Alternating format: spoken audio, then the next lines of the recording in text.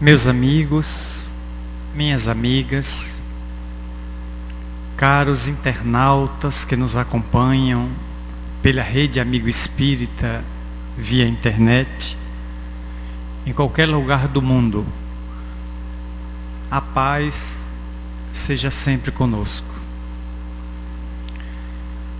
A alegria que estamos sentindo de reencontrar os companheiros da Paraíba, na véspera em que esta federativa se prepara para o seu centenário, em 2016. Porque eu já sou centenário. Esse é o ano do centenário da Federação Espírita do Estado da Bahia, fundada no Natal de 1915, por José Pititinga, com o nome de União Espírita Baiana. E que hoje tem o nome de Federação Espírita do Estado da Bahia, tendo também na sua presidência, nos anos 40, Manuel Filomeno Batista de Miranda, autor hoje de quase 13 livros pela psicografia de Divaldo Pereira Franco. Dentro de um mês estaremos realizando o nosso 16º Congresso em Salvador, com uma expectativa de 3.000 pessoas estarem participando do centenário, do Congresso do Centenário. E esta Casa Federativa está se preparando nos seus 99 anos para viver em 2016 a mesma emoção que estamos atravessando desde janeiro, com a culminância no Natal deste ano, quando no dia 25 estaremos completando exatamente 100 anos de trabalho em prol do bem.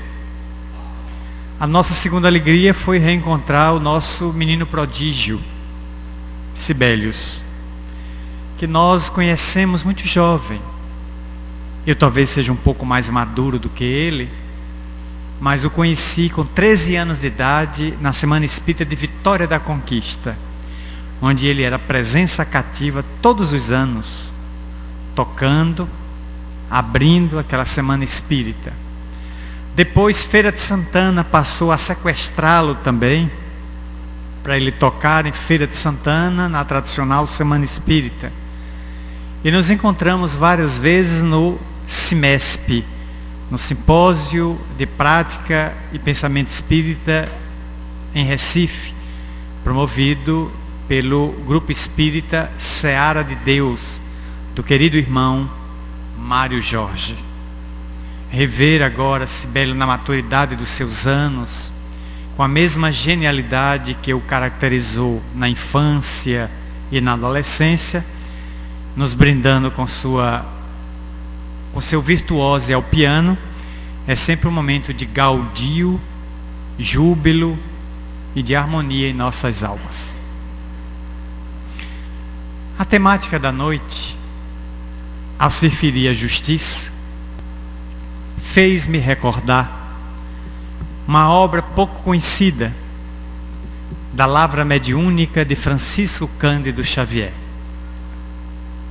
O livro chama-se Lealdade.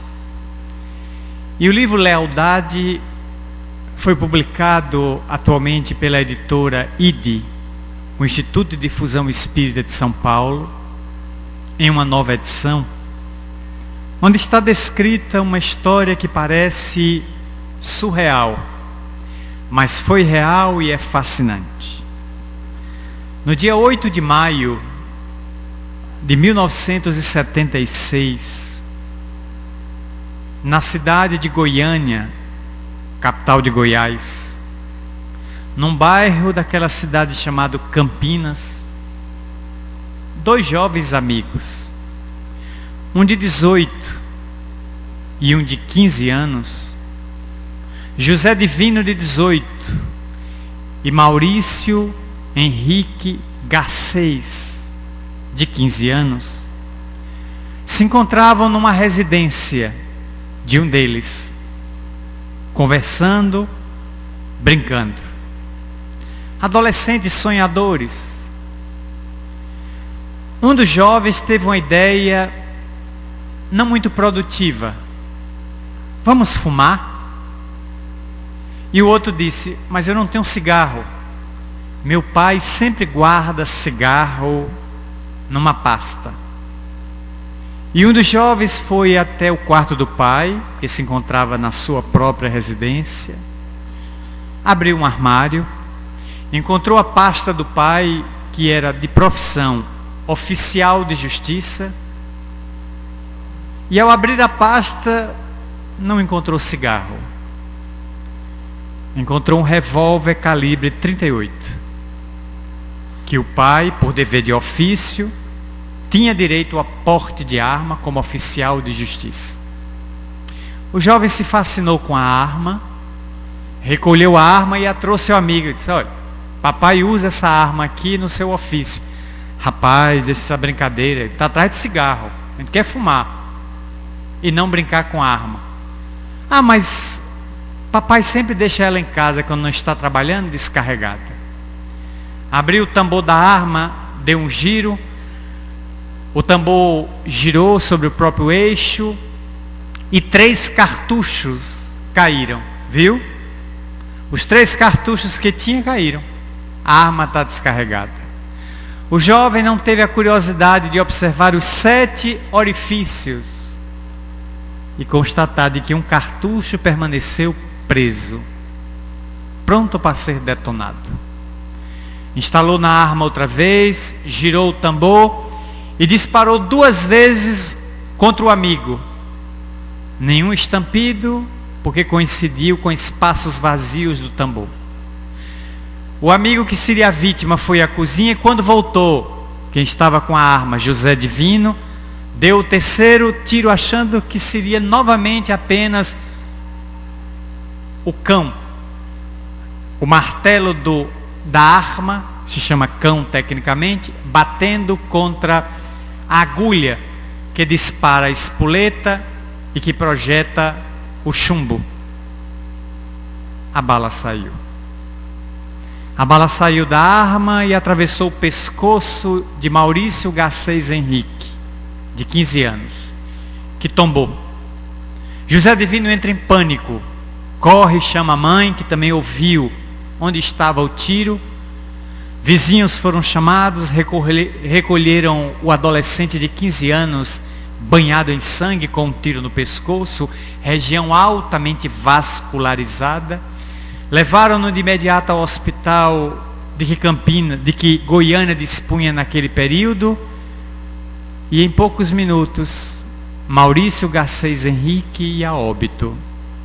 Infelizmente os médicos nada puderam fazer para lhe deter a hemorragia incessante. A tragédia se abate sobre as 2 famílias e José Divino entra em desespero. Matou seu melhor amigo de infância. O caso ganha uma repercussão imensa em Goiás. Naturalmente que os dias se sucedem dolorosos, fúnebres para as 2 famílias, próximas, que se gostavam, que se comunicavam. E o Ministério Público, detentor da prerrogativa de ingressar com uma ação para apurar o crime e buscar a punição, indiciou José Divino, com 18 anos de idade, por homicídio. Homicídio doloso, quando há intenção de matar.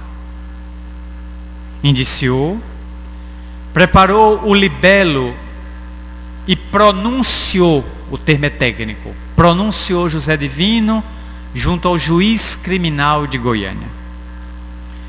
O juiz criminal havia se afastado de férias e no seu lugar, dominando a cena forense, ficou um juiz materialista e ateu, mas profundamente dedicado à magistratura, doutor Orimar de Bastos. O caso lhe caiu às mãos e ele observou que estava com uma pronúncia do Ministério Público para que José Divino fosse incurso na pena do artigo 121 do Código Penal brasileiro, que prevê, tipificando o crime de homicídio, que é matar outra pessoa, prevendo a pena de 12 a 30 anos de cadeia. O juiz recebe o libelo do órgão ministerial e todos no fórum tinham o hábito a cultura de perceber de que quando o juiz recebia um caso como aquele, levava para casa e ficara vários dias até voltar com a sentença, com a decisão ou com o despacho. Dr. Imar, diante de um caso de repercussão e clamor social, levou o processo para casa e 24 horas depois de recebê-lo do cartório, devolveu, impressionando todos no cartório. Já, aqui está pronto minha decisão, firmada e assinada, é o como entendo. E na decisão de Dr. Imar, ele analisou detidamente o depoimento na delegacia, o depoimento que José Divino deu perante o Ministério Público, perante o juiz criminal que havia ouvido o jovem aturdido, e considerou de que aquele caso não se enquadrava na dolosidade prevista pelo Ministério Público. Nunca houve intenção de José Divino de matar. Ele imaginava que a carga da arma, o depósito da arma estava vazio. Portanto, se caracterizou por uma imprevisibilidade. Ele poderia ser culposo. Ele foi negligente, mas não doloso, intencional. Portanto, o juiz discorda do Ministério Público e baixa uma decisão indeferindo, denegando o parecer do Ministério Público, do parquê. E, portanto, absolve sumariamente José Divino do crime. Já que ele não está em curso, foi uma fatalidade. Absolve e decreta a absolvição do réu. O Ministério Público, irresignado com a decisão do magistrado, entra com a apelação e recorre ao Tribunal de Justiça de Goiás para que reveja a decisão. O processo sobe para, em segunda instância, o tribunal na capital, ali mesmo. E enquanto isso vai sendo julgado, as duas famílias estão mergulhadas na dor. Uma porque tem um filho assassino, a outra porque tem um filho morto. A família do morto, então católica, apostólica romana, recebe a visita de uma amiga comum da família, que vai levar consolação àquela imensa dor, e oferece um livro intitulado Perda de Entes Queridos, de Zilda Guinchet. Esta senhora havia se notabilizado por ter visto 2 filhos serem destruídos, e escreveu um livro mostrando a sua dor, mas a sua consolação quando estes 2 filhos volveram do além-túmulo pela psicografia de Francisco Cândido Xavier, em Uberaba, consolando a mãe. Ela escreveu um livro para consolar outras mães que atravessavam o calvário da dor materna.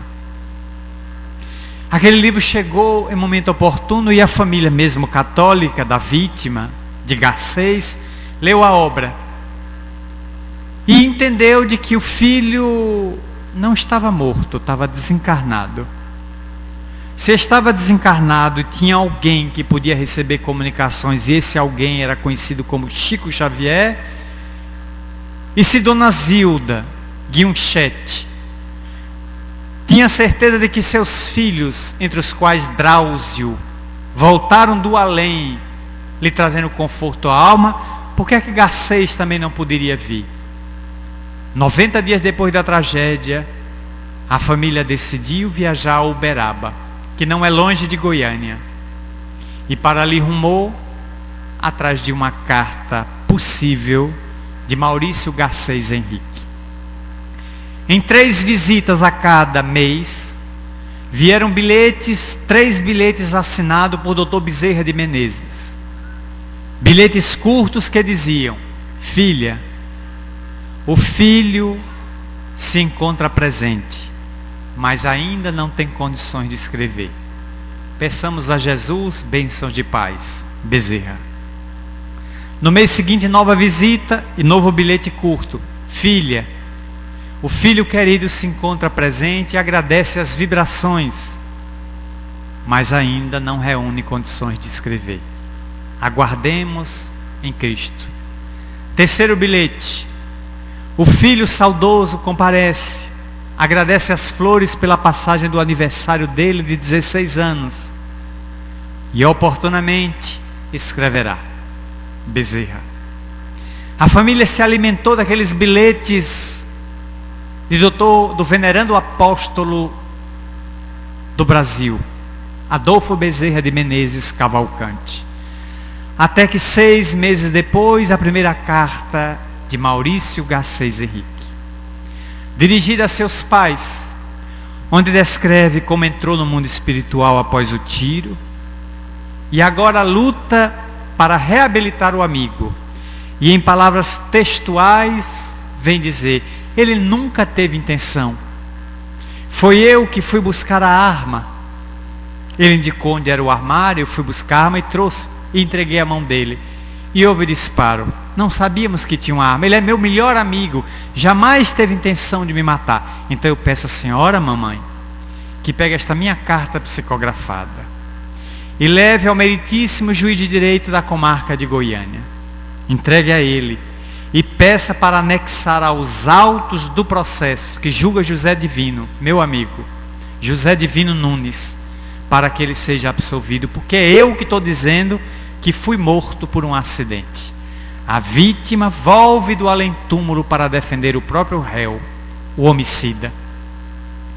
A família ficou tão impactada com aquela informação que encontrou consolação e não teve dúvidas de contratar um advogado para ser a defesa do assassino, a família da vítima, e pediu ao advogado que juntasse a peça psicografada nos autos. A carta foi juntada e Dr. Arimar tomou contato com ela, vindo a escrever a sua tese. E portanto o caso ganhou uma conotação muito ampla, porque o juiz materialista e ateu, ao ler aquela missiva de natureza mediúnica, se convenceu de que o próprio réu, de que o próprio assassino volvia de além-túmulo para defender o réu. Como é que ele ia pronunciar o jovem remetendo a júri popular? Ele, portanto, diz no seu libelo, na sua decisão, que tinha que se dar credibilidade à carta psicografada pelo renomado médium Francisco Cândido Xavier. Isso fez com que o Ministério Público tivesse base para recorrer ao tribunal contra a decisão de Dr. Arimar. Nesse período de trânsito em que o Ministério Público recorre ao Tribunal de Goiás, Dr. Arimar, impressionado com aquilo, toma do seu carro, tira um dia de folga e vai a Uberaba. Agora é o juiz que vai conhecer Chico Xavier pessoalmente. Chega à cidade. Ali é um dia de sábado.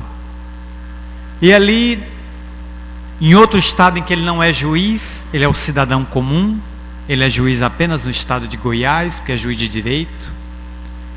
Ele vai à casa de Chico Xavier e assiste o culto.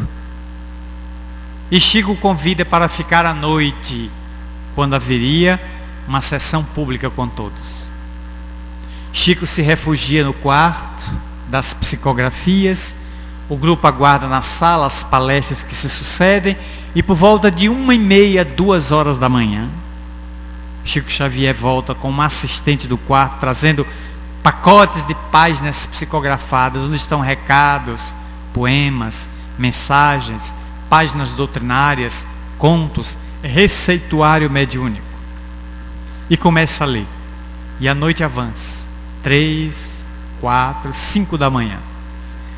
Às 5 da manhã, Chico Xavier pega a última carta e diz ao público: eu tenho aqui psicografado a carta de um doutor advogado que se encontra no além.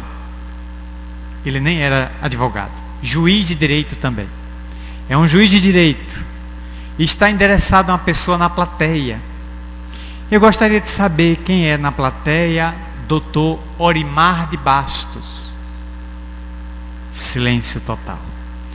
Orimar está nas últimas filas, de cabeça baixa, levanta quando ouve o próprio nome, e Chico repete: por favor, doutor Orimar de Bastos está na plateia, por favor, queira levantar a mão para se identificar, porque essa carta é dirigida ao senhor, e eu só posso ler se o senhor permitir. Orimar permanece com as mãos travadas. Doutor Orimar se encontra no ambiente. Timidamente uma mão se levanta lá atrás. É o senhor? Eu estou aqui com uma carta de doutor Adalberto Pereira dos Santos, seu colega de faculdade, também juiz de direito, aqui em Minas Gerais. Posso ler a carta? E Chico começa: caro Orimar, estamos aqui na companhia de Maurício Garcês Henrique, o jovem assassinado, que deu causa a um processo judicial que, por razões do alto, caiu às suas mãos. Não existe acaso, meu amigo. Tudo é determinado por leis sábias e justas. A divindade fez por bem afastar o colega para que o caso caísse em suas mãos.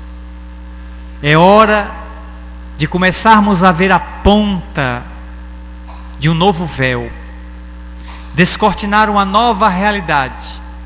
E o seu senso de justiça foi nobre ao absolver o jovem que matou o outro. Não houve qualquer responsabilidade nem dolo. Sua sentença está muito bem lavrada, muito bem pensada, meditada. É a sentença do equilíbrio. Que o Ministério Público recorra, mas você está em paz com sua consciência. Nós, os desencarnados, lhe ofertamos todo o suporte quando você elaborava na intimidade de sua casa a decisão que indeferiu o pedido do Ministério Público.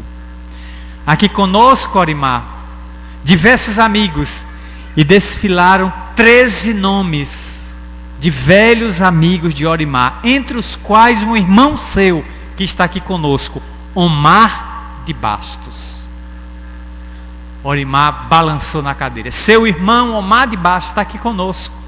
Fulano de tal, velho amigo seu, que foi sepultado no cemitério da cidade tal, recusando-se em vida a ser sepultado no outro cemitério. Tudo aquilo desfilou da memória de Orimar. Mas eu não contei nada disso ao Chico. Como é que ele sabe tantos nomes por extenso de pessoas vinculadas à minha família? Esse colega de faculdade, me formei com o doutor Adalberto, jamais me passou pela cabeça que viesse ele a me falar. A carta é entregue, e Orimar tira algumas fotos com Chico, estabelece uma certa amizade, e Chico candidamente vai atender outras pessoas. Orimar volta para Goiânia, está abalado nas convicções. E Emmanuel oportunamente diria uma frase pelo Chico, de que nós não deveremos ter medo de abalar as nossas verdades. Se as nossas verdades forem sólidas como as colunas da ponte Rio-Niterói, elas não caem. Mas se as nossas supostas verdades são falácias ou quimeras, ao sopro da verdade elas viram pó. Elas se dissolvem. Orimar, no seu materialismo e no seu ateísmo, se sentiu abalado e voltou para repensar o juiz que era, o cidadão que era, o espírito que era. Fez uma revisão de valores. Nisso, o Tribunal de Justiça de Goiás, através de 3 desembargadores, examina o caso. E o relator vai dizer no seu acórdão que a prova psicográfica tem campo na área da religião, mas não na área do direito. Porque a prova no direito é aquela que o juiz examina, é a biópsia. é o depoimento, é a papiloscopia, é a prova gráfica, grafotécnica, escrita, é a digital na cena do crime, é a fotografia, é a filmagem. O juiz deve se basear nas provas consistentes que estão nos autos. Como se basear numa carta supostamente psicografada, escrita pela vítima, defendendo o homicida? O direito não pode acolher elementos da religião, porque são campos diferentes. Portanto, o Tribunal de Justiça oferta recurso ao Ministério Público e indicia José Divino Nunes como homicida de Maurício Garcês Henrique, determinando que o réu vá a júri popular. Como é decisão de segundo grau, todos nós dizemos em âmbito da justiça: decisão judicial não se discute, decisão judicial cumpre-se. E a decisão foi cumprida.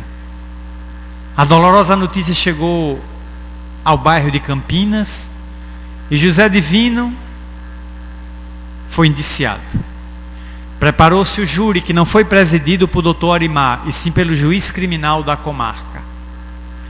E naquele júri, mais de uma carta de Garcês foi lida, inocentando José Divino, o que abalou o conselho de sentença. E eu bem sei o que é isso. Durante 5 anos em minha cidade natal, interior da Bahia, eu fui jurado. Em 5 anos, julguei 7 casos. Só 1 eu absolvi. 6 eu mandei para a cadeia.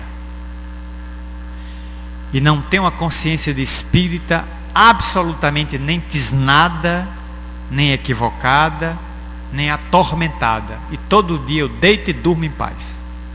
Exerci meu senso de justiça. Considerei que dos 7 casos que apreciei como jurado, 6 mereciam ir para a cadeia. E 1 eu considerei que foi legítima defesa e votei. No 8º júri fui recusado. Que quando meu nome foi sorteado, que eu levantei-me da cadeira para ir tomar posse, o promotor disse: recuso Marcel Mariano. Era meu professor de direito penal na faculdade. À noite eu perguntei a ele: mas doutor Sebastião, por que o senhor me recusou? Porque você é espírita, e espírita tem um senso humanitário muito grande, portanto era um voto contra mim. Eu sou MP, e MP quer cadeia, Marcel, e você só vê misericórdia.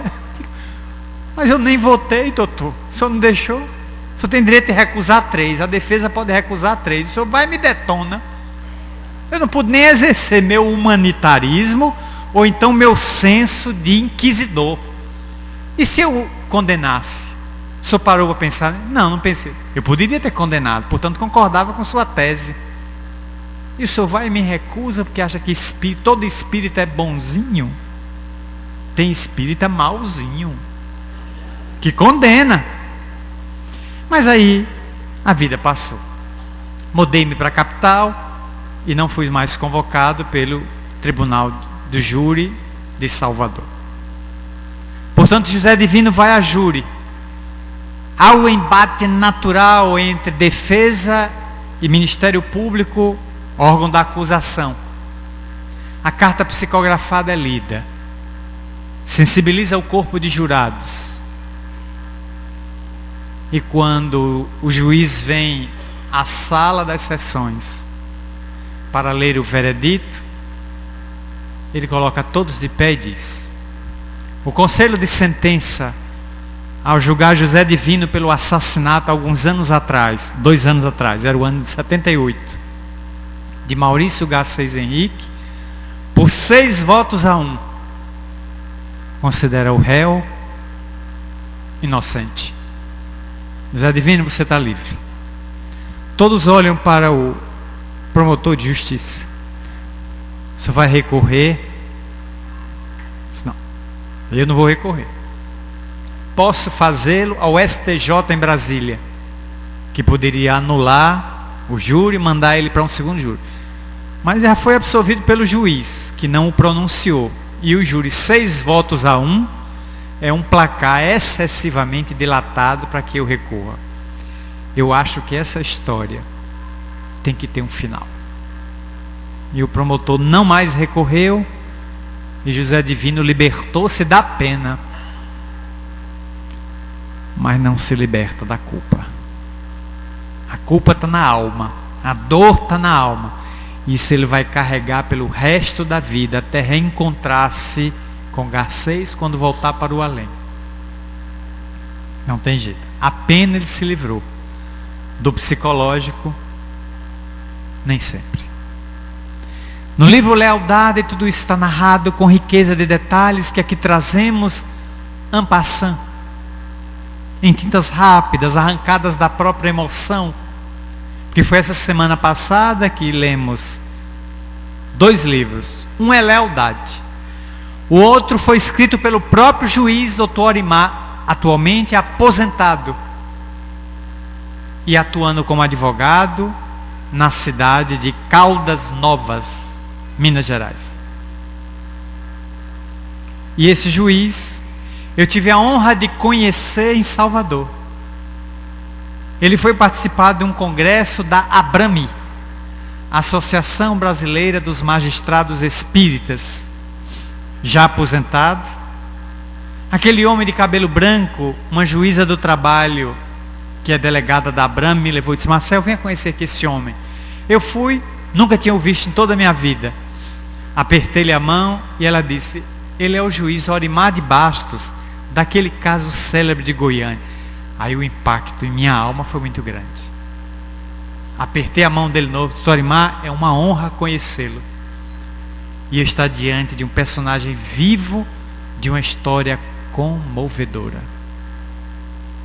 Uma história que transformou a psicografia fidedigna, nobre, em um instrumento que abalou a criminologia e o direito penal, abrindo um precedente e estabelecendo uma jurisprudência.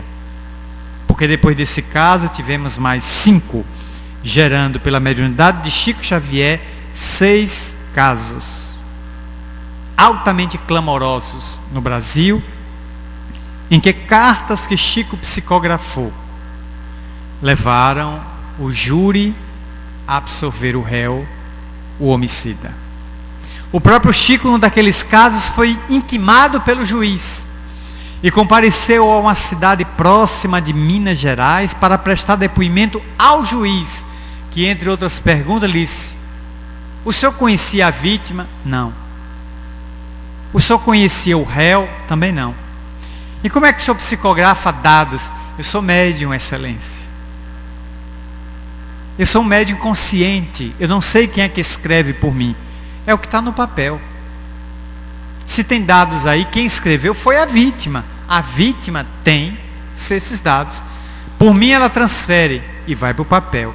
Se vai ser usado no júri ou não, aí não depende de mim. Foi usada. Comoveu os jurados, que se convenceram de que o réu não teve intenção nem dolosidade. Teve culpa, foi imprudente, foi negligente, foi imperito, mas não doloso, não teve intenção, e absolveu.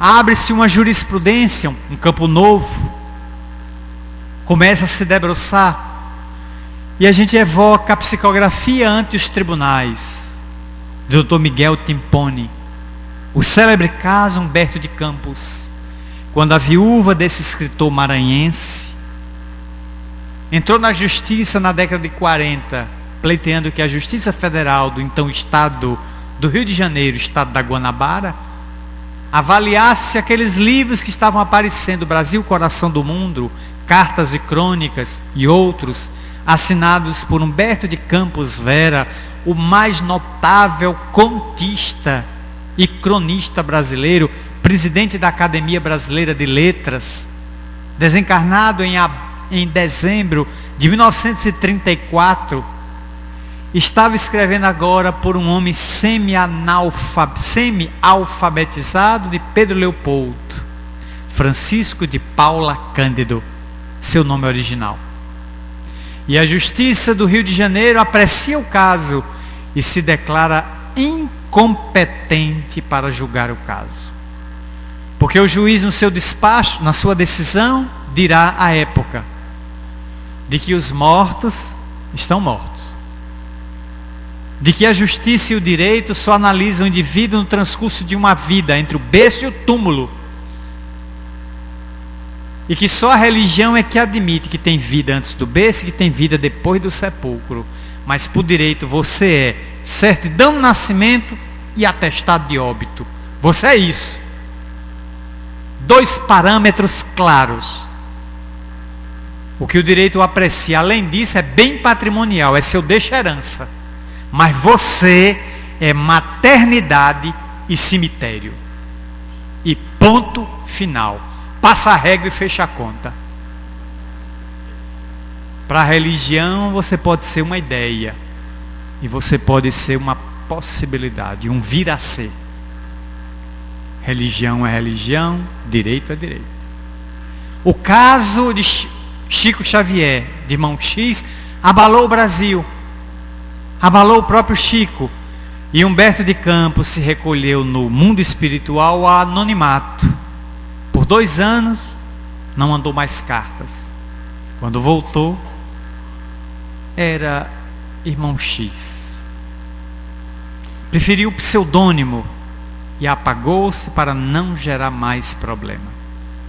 Nem ao médium, nem à casa publicadora dos seus livros, no caso, a Federação Espírita Brasileira, detentora de 88 títulos da primeira leva psicográfica de Francisco Cândido Xavier.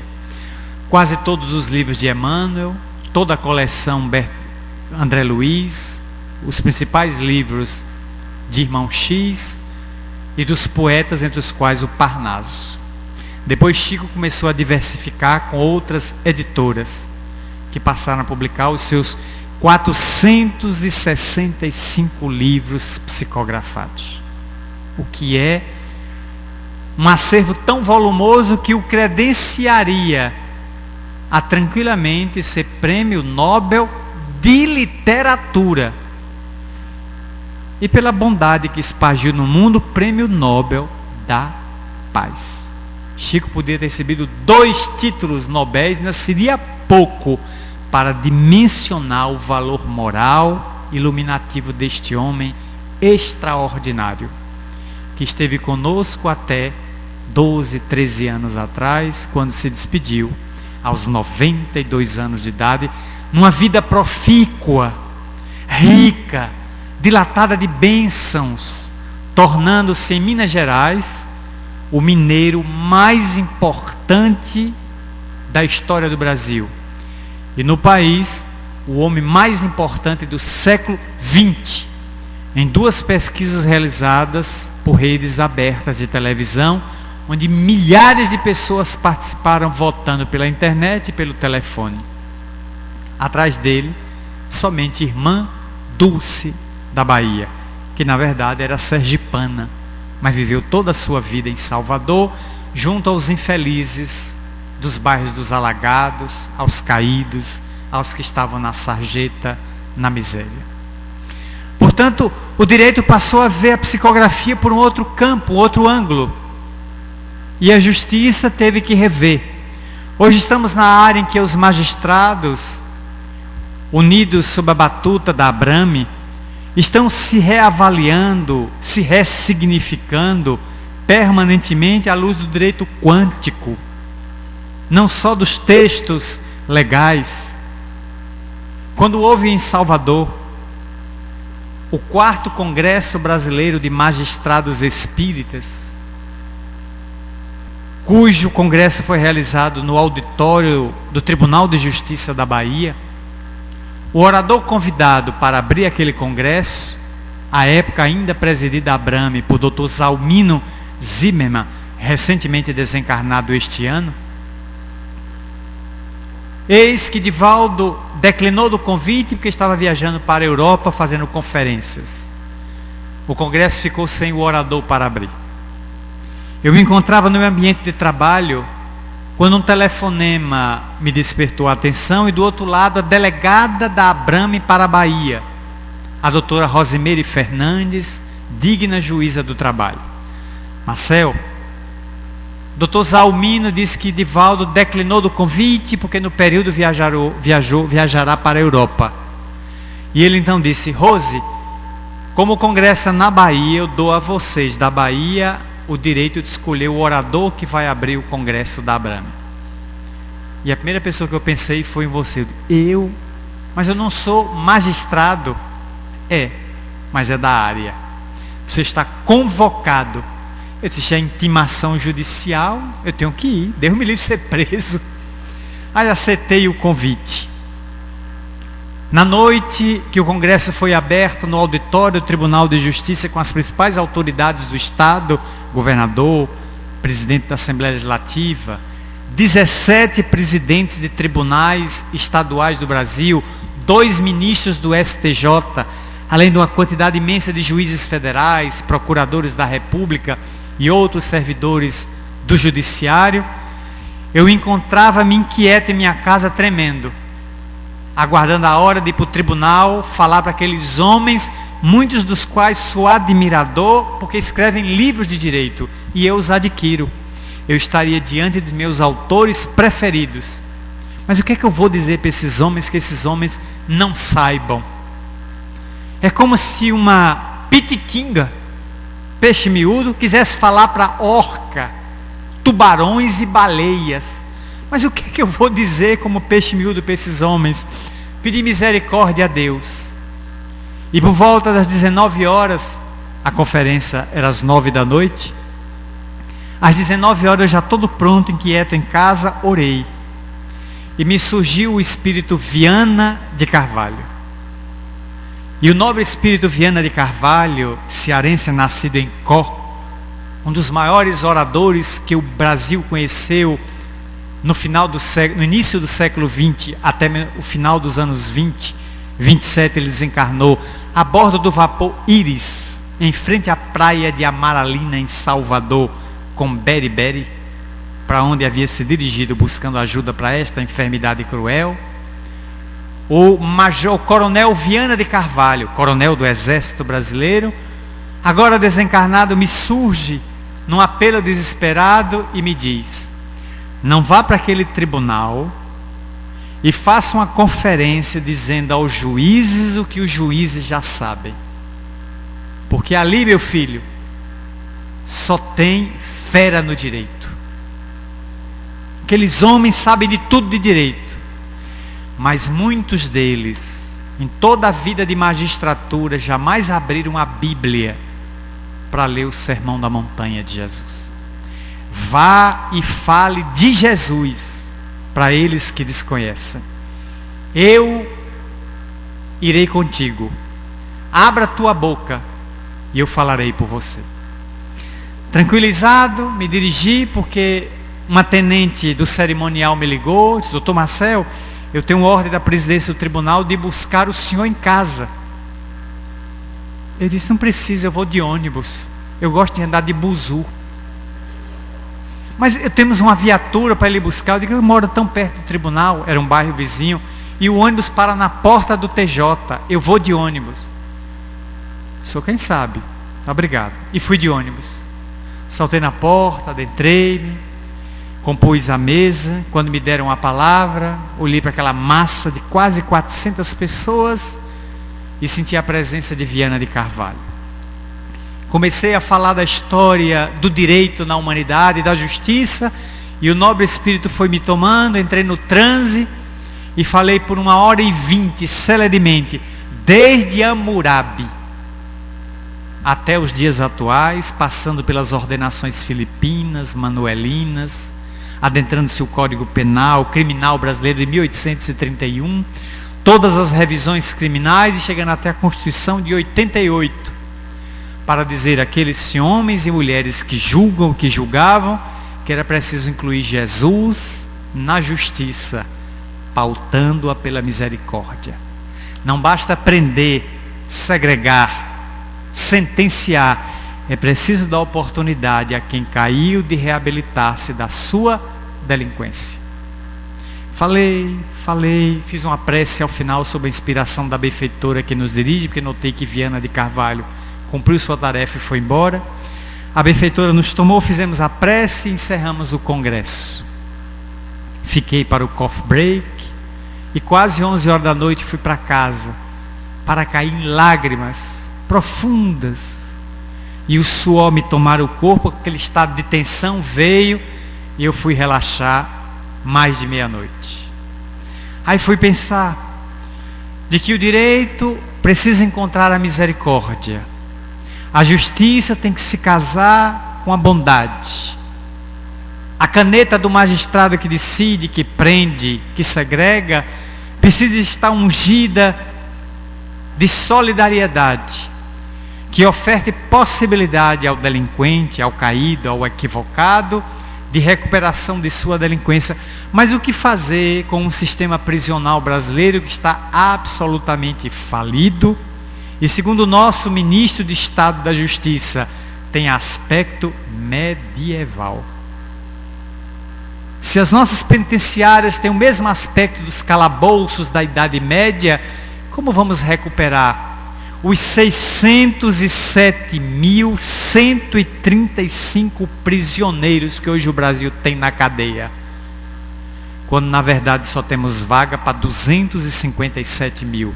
Tem 600 mil, foi o que a Voz do Brasil disse há um mês atrás, quando saiu uma radiografia do sistema prisional brasileiro. Nós temos quase 300 mil pessoas a mais. Então numa cela que cabe 4 tem 10, onde cabe 15 tem 30. Delegacia virou penitenciária, porque a penitenciária está cheia e os presos ficam em delegacias, onde ninguém deveria ficar preso. Ali é local de ocorrência e de encaminhamento para presídio, mas os presídios estão no limite. Todo lugar, a carência, a pobreza, a miséria, o abandono público do sistema prisional. Enquanto nos Estados Unidos tem 2 milhões de pessoas presas, mas tem mais de 3 milhões de vagas. Isso fruto do governo Bill Clinton, que a cada 90 dias inaugurou uma prisão. Por uma ótica, isso é muito nobre. Ele deu mais vaga na cadeia do que há prisioneiro nos Estados Unidos. Mas isso é um sintoma de uma sociedade doente. Porque se o governo investe em presídio, é porque não tem preocupação com escola, com educação. Deveríamos ter dinheiro para investir na educação, erguer muitas escolas, universidades e faculdades de formação do caráter do indivíduo, e não cadeias. Se o país investe em cadeia, é porque a infância e a juventude estão entregues à própria sorte. Estão entregues ao crack, ao banditismo, ao tráfico, à boca de fumo. E portanto, o menino de hoje abandonado é o adulto violento de amanhã, que teremos que punir, que teremos que segregar. Mas eu volto a Jesus para situar o Cristo como o primeiro grande reformador do direito penal na terra. Ele está numa praça em silêncio meditando. Sentou-se ao chão. Alguns dizem que com um graveto, outros dizem com o dedo. Ele escrevia, rascunhava alguma coisa na areia, quando uma mulher de cabelos desgrenhados, sofrida, chorosa, arrastada pelas roupas, seminua, é trazida por um monte de homens, novos e velhos, idosos e maduros, ao centro da praça para lapidação. Mas ao encontrar Jesus, eles param e aproveitam para lançar astúcia, tentando colocar o divino amigo em saia justa. Senhor, esta mulher foi surpreendida em adultério. A lei de Moisés determina que ela seja lapidada. Mas tu, que dizes? E Jesus olha todos culpados. Todos que mereciam ser sentenciados. E lança a inovidável frase que iria reformular o direito penal e a criminologia. Quem dentre vós estiver isento de erro, que atire a primeira pedra. Ah, se eu tivesse lá no lugar de Jesus. Marcel com a sua baianidade.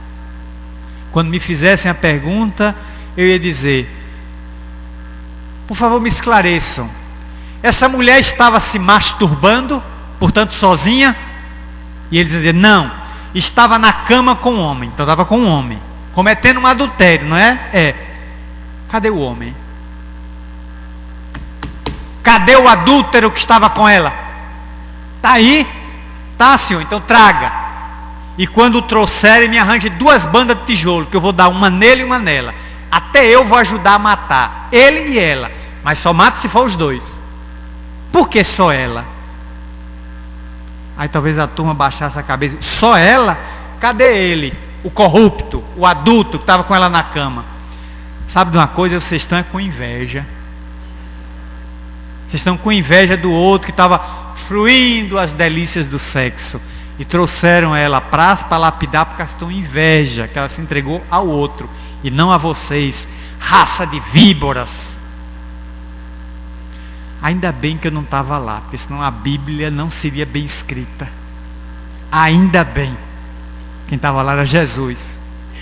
E Jesus, quem dentre vós estiver sem erros, limpo, imaculado, pode atirar a primeira pedra. Todos se sentem culpados, fazem a viagem para dentro, ali naquele momento rápido, sob o influxo do Cristo, saem todos, as pedras ficam no chão, e os atiradores vão embora. Fica ele e a mulher. A mulher chora, e Jesus, vendo que ela não tem condições de dizer nada, a não ser falar pela comporta dos olhos que vazam as dores da alma: mulher, onde estão os teus acusadores? Foram embora, Senhor. Alguém te acusou? Não. Eu também não o faço. Vai e não tornes a te equivocar, para que não te suceda algo pior. Tradução no baianês: minha filha, vá-se embora, corrija sua vida, acerte seu prumo, porque da próxima vez eu posso não estar por perto, esse povo te mata na porrada. Te salvei hoje, não garanto da próxima vez, minha filha. Estou fazendo aqui um papel de defensor público. Minha atuação aqui foi de graça. Na próxima essa turma lhes bagaça na pedrada. Então vai, dê um jeito. E a moça foi para readquirir a dignidade perdida. E Jesus passou a história como o primeiro defensor público, gratuito. Defendeu a ovelha que ia ser tosquiada pelo chuncho afiado dos magarefes de plantão, dos açougueiros de plantão, que estão em toda parte, para ver sempre o defeito alheio, nunca o próprio. O juiz também é uma pessoa frágil. Agora, essa quarta-feira, estivemos na Mansão do Caminho para a abertura da primavera, que começou na quarta-feira, exatamente às 5 horas da manhã. E ali na Mansão do Caminho, nossa casa, assistimos um desfile de 1000 crianças matriculadas na Escola Jesus Cristo. As crianças desfilaram e na frente de Valdo Pereira Franco, segurando 2 crianças pequenas, 2 infantes, uma vestida de Joana de Ângeles, parecendo uma freirinha, e o menino vestido de Francisco de Assis, Chiquinho. E Divaldo caminhando com os 2 na frente do desfile até um pátio. Cantamos o hino nacional, regido pela banda da Marinha, dos Fuzileiros Navais. E logo depois, o hasteamento da bandeira. E aí se dispersou todos. Visitando aquele grupo estavam 10 desembargadores do Tribunal de Justiça da Bahia, que foram para uma atividade, assistir a solenidade mas ter um encontro privado com o Divaldo. E mais tarde eu me encontraria com uma personalidade desse encontro que me narrou a dor de ter visto ano passado o irmão desencarnar. E ao saber que eu era espírita, ela me disse: você poderia ir ao meu gabinete ainda hoje, eu queria muito conversar com você. E eu fui horas depois. E ao entrar, ela caiu em lágrimas. Meu irmão partiu. E ali eu vi a fragilidade de quem tem uma caneta que decide, mas não pode deter as lágrimas que vazam pelos olhos quando vê o próprio irmão partir nas tragédias do cotidiano. A misericórdia que deve vigir em toda parte, como disse Jesus: quero misericórdia e não sacrifício. O amor que cobre a multidão de pecados. Gandhi afirmaria que se uma só pessoa amar profundamente na terra, será capaz de anular o ódio de milhões. O exemplo do amor é contagioso, mais do que a zika vírus, chikungunya e a dengue. O amor contamina e deveria ser o elan a todos nós envolvendo. A justiça deveria também ver outros aspectos de quem está sendo julgado. Esta criatura teve oportunidade, teve chance, alfabetizou-se, sabia conscientemente do que estava fazendo quando fez. Nem sempre. Lhe faltou educação, lhe faltou estrutura familiar, lhe faltou afeto, lhe faltou amor. Quando visitei uma casa de acolhimento de crianças abandonadas e órfãs, eis que um menino corre e se agarra nas minhas pernas, uma das cenas mais comovedoras de minha vida. O menino se agarrou e olhou para cima, onde meus olhos encontraram-se com o dele. Tio, o senhor veio me buscar? Vi não, meu filho. O tio veio fazer uma pesquisa. Tio, e quando é que eu vou ganhar uma família? Eu disse: em breve. Em breve, meu filho. Alguém virá, pai e mãe, e vai levar você. Eu não posso, porque eu moro sozinho. Aí o menino correu. Volta para dormir no abrigo. Até um dia ganhar um lar. É assim. Até o senso de justiça atravessa a morte. Nem a morte aniquila a nossa sede. Por isso que está nas bem-aventuranças. Bem-aventurados os sedentos, os famintos de justiça, porque eles vão ser fartos. Há um mês atrás, convocado para fazer uma inspeção num cartório de uma comarca da Bahia, para ali me dirigir em companhia do ilustre desembargador com quem trabalho, me situei no cartório e fui examinando os processos, um a um, anotando os defeitos, as dificuldades, as paralisações demoradas, o tempo, o lapso de tempo. E quando estou examinando, senti uma mão me tocar no ombro. Voltei-me, era um espírito desencarnado de um homem. Doutor, o senhor veio de Salvador para ver meu processo. Esse processo é meu, não é? Eu disse: não, senhor. Esse processo diz respeito a um outro assunto. E quando é que vão julgar o meu? Eu disse: eu não sei. Mas eu prometo ao senhor que vou me interessar pelo seu processo para dar andamento. Será que vão aguardar que eu morra? E ele já estava morto. Será que vão aguardar que eu morra para julgarem? Porque eu estou velho. Eu disse: não. Ninguém morre. O senhor é imortal. Não podia dizer a ele que ele estava morto. Ele não tinha consciência, nem ia entender. O senhor é imortal. E o seu processo será julgado. Fique tranquilo. Nós viemos para aí. Agora que eu estou vendo vocês virem da capital, isso aqui vai andar. Porque isso aqui não anda. E o homem saiu da sala, atravessou a porta, que julgava aberto, atravessou a porta e desapareceu. Durante o almoço eu disse isso ao ilustre desembargador com quem trabalho, que é espírita também. E ele dizia: isso é o problema de ter assessor médium. Eu levo para trabalhar numa coisa e ver outra. Eu digo: mas o que é que eu posso fazer? A mediunidade é assim. Quando menos espera, ela acontece. O que demonstra que talvez os fóruns de todas as cidades estejam entupidas de um público que a gente não vê.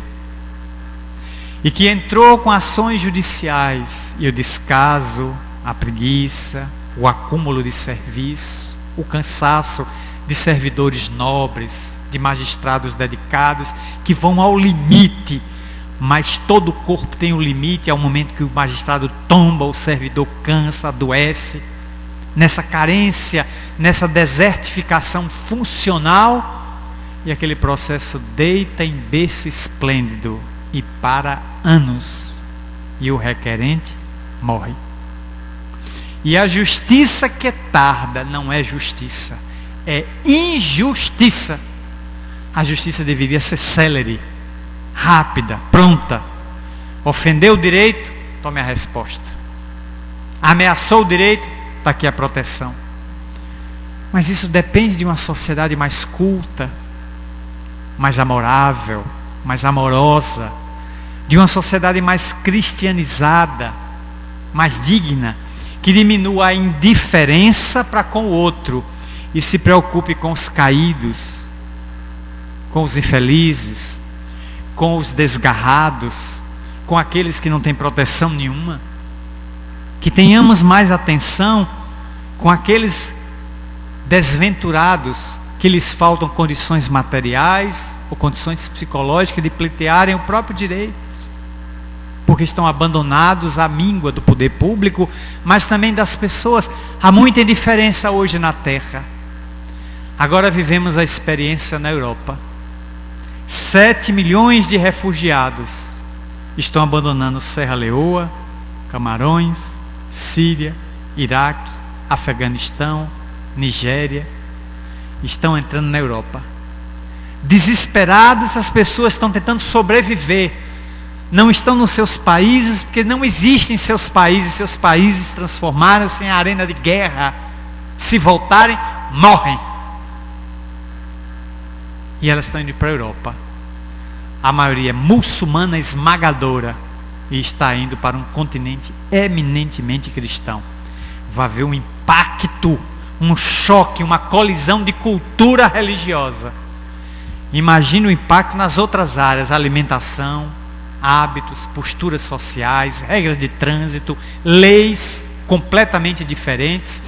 E essas pessoas estão indo, porque se voltar é a morte, avançar é a incerteza. E a Europa católica materialista, consumista, está abrindo suas portas.